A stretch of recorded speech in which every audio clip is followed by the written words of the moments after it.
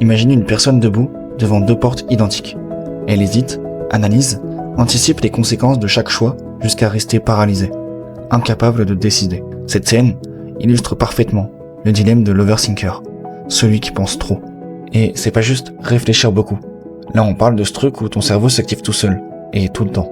Il analyse, il doute, il tourne en boucle, il t'empêche de dormir et il te bloque, quand il faut prendre une décision simple. Et parfois, il t'épuise, avant même que ta journée ait commencé. Penser trop, c'est comme être coincé dans un rond-point mental, sans sortie.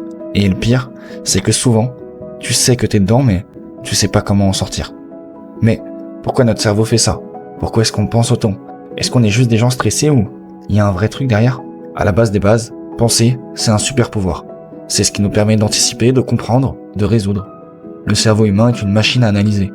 Et à l'origine, ça nous a sauvé la vie. À la préhistoire, fallait repérer les dangers, prévoir les menaces, réfléchir avant d'agir. Mais aujourd'hui, on n'est plus dans la savane. Il n'y a plus de tigres à éviter, pourtant, notre cerveau continue d'agir comme si chaque petite situation était une question de survie. Et c'est là que ça dérape. Au lieu de réfléchir pour avancer, on réfléchit pour se rassurer.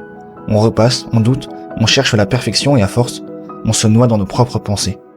Les psychologues appellent ça la rumination mentale.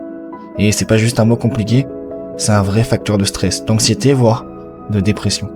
Certaines études montrent que plus tu rumines, plus tu risques d'avoir des troubles du sommeil, des maux de tête ou une fatigue mentale permanente. Dans certains pays, comme au Zimbabwe, ils ont un mot pour dire ça. Kung Fu Jisisa. Ça veut dire penser excessivement. C'est pas juste un état d'âme, mais c'est un vrai problème de santé mentale. Et pourtant, dans nos sociétés, on admire souvent les gens qui réfléchissent beaucoup, mais trop, c'est trop. Quand tu passes 30 minutes à écrire un simple message, de peur qu'il ne soit mal interprété, quand tu revis chaque détail d'une soirée, en analysant chaque regard, chaque mot, quand tu imagines tous les scénarios possibles pour un événement qui n'a même pas encore eu lieu, là, tu vois que réfléchir devient un poids. Ce qui est paradoxal, c'est que les overthinkers ne sont pas fous. Et ils sont souvent très lucides, trop lucides même. Ils perçoivent chaque nuance, chaque possibilité, chaque sous-entendu et c'est cette hyper-analyse qui pourrait être une force, mais elle devient en réalité une prison.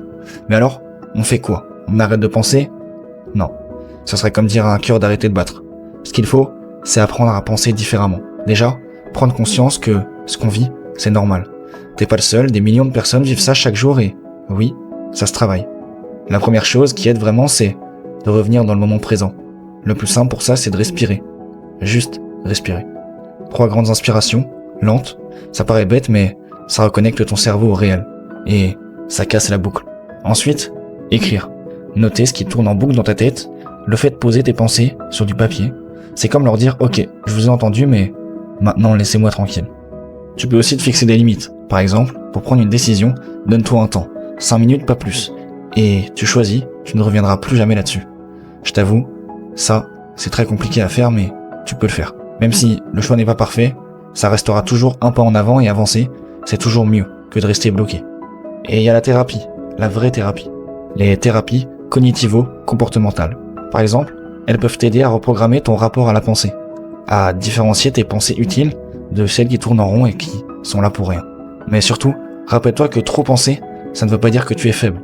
Ça veut dire que tu es attentif, sensible et probablement perfectionniste. Tu veux sûrement bien faire, tout comprendre, tout anticiper, mais la vérité c'est qu'on ne peut pas tout contrôler. Et parfois le plus grand courage c'est lâcher prise. Alors, si tu te reconnais dans tout ça, prends une pause, respire, écris, décide, mais tu n'as pas besoin de tout analyser. Et sache que le monde ne s'effondrera pas si tu fais un choix imparfait. Et tu ne peux pas tout prévoir, même avec des doutes, même avec des erreurs et parfois, le meilleur choix, c'est juste d'avancer.